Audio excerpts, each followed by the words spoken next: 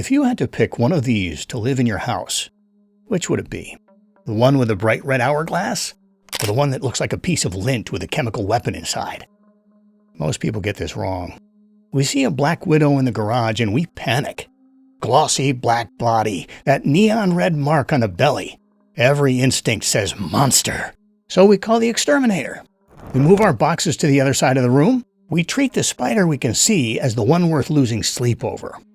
It turns out that visibility in the world of small predators is a kindness. Picture this.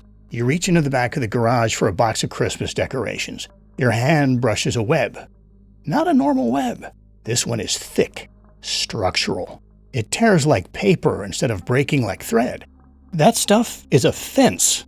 A black widow telling you in her own way that you have wandered into her territory. Now picture something else.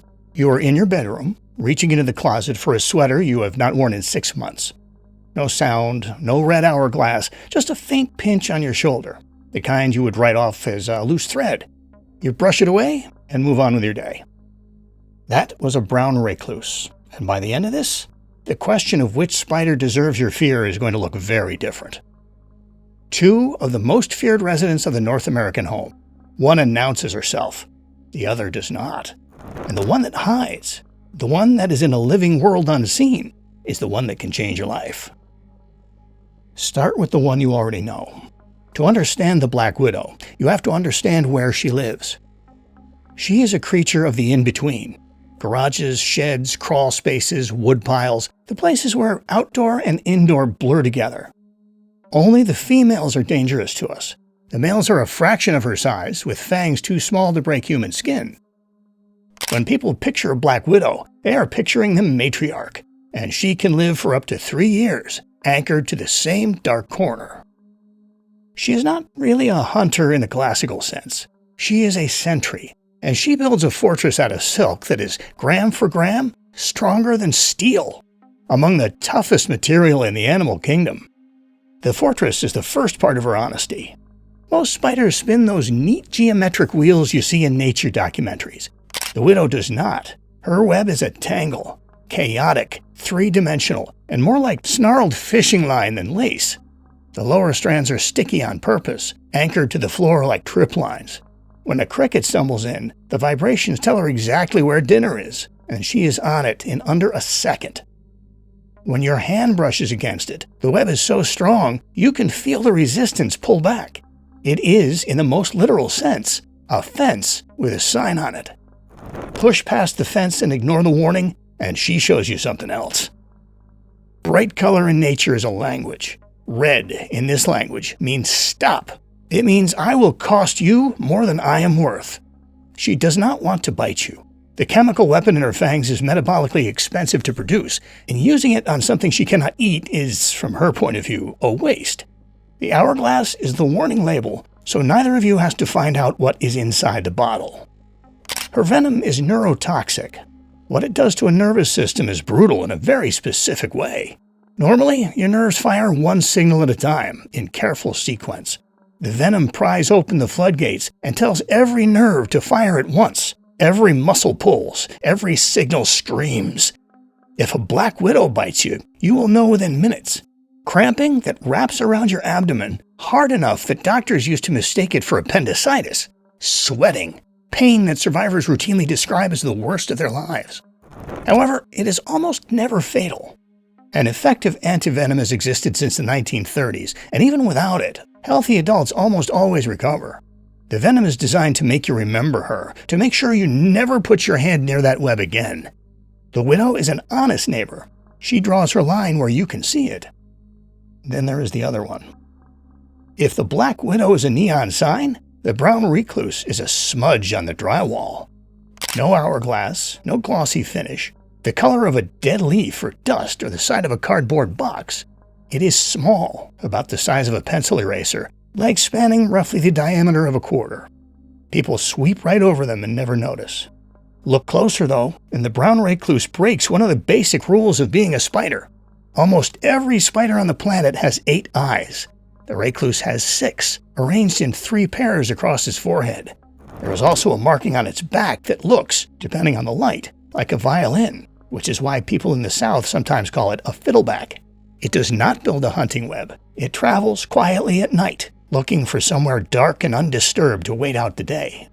Often, that somewhere is the most personal part of your home.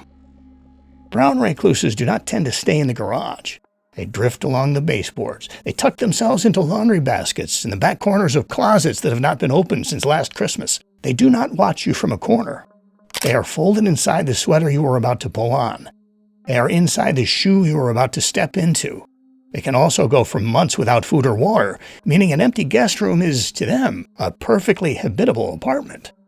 And because they look like nothing in particular, the kind of spider you would brush off a wall without a second thought, they get away with it.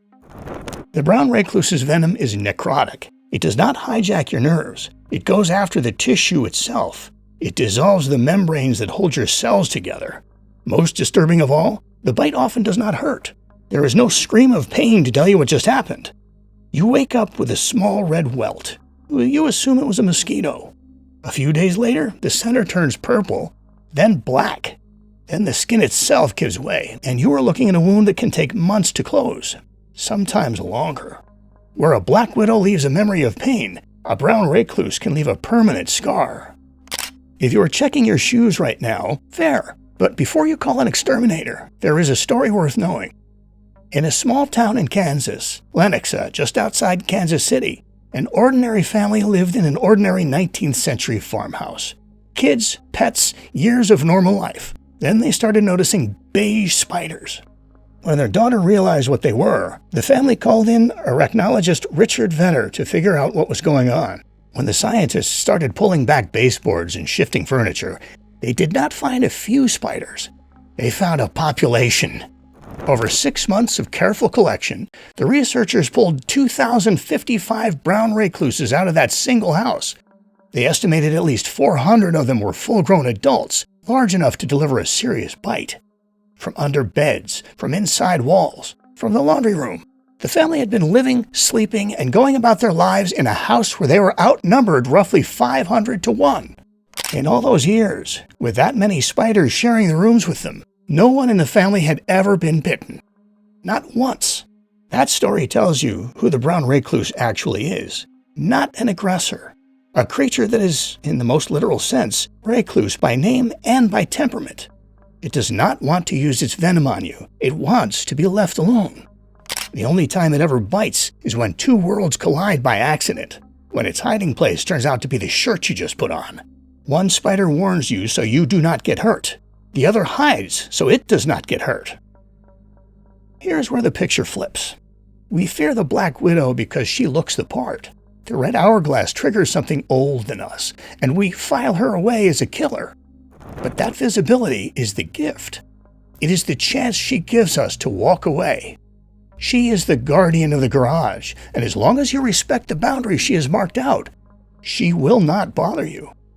The brown recluse deserves more respect, not because it is malicious, but because it is invisible. It lives in the spaces we assume are safe, the bedroom, the closet, the laundry pile. It is the spider that asks us to pay attention to the parts of our home we have stopped looking at.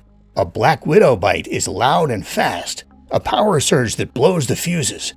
Painful, but the house is still standing once the breakers reset. A brown recluse bite is quiet and slow. A leak you do not notice until the floor starts to give. The one we fear most is the one trying hardest in her own way to keep us safe, telling us exactly where she is. In the small, hidden world that shares our homes, the things that want to be noticed are usually the ones being honest. The things that want to be forgotten are the ones worth remembering. So look at the shadows in your garage one more time. Respect the honest killer for her warning. Watch out for the ghost because of its silence. In this world, the things you cannot see are the ones worth remembering to look for. This is the living world unseen.